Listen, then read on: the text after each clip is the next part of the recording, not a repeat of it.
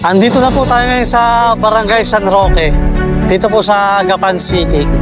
Lawak talaga ng mga bukutin dito sa Nueva Ecija.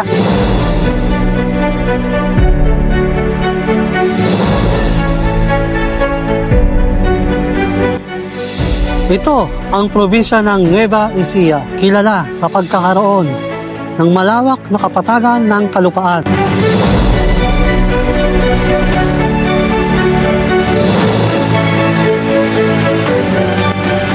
Magagandang burol,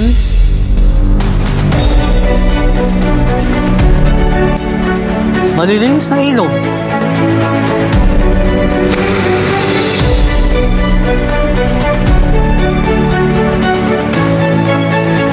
pero higit sa likas na yaman na yan, ang Nueva Ecija ay kinikilala hindi lamang sa Central Luzon, kung hindi sa buong Pilipinas na the rice granary of the Philippines.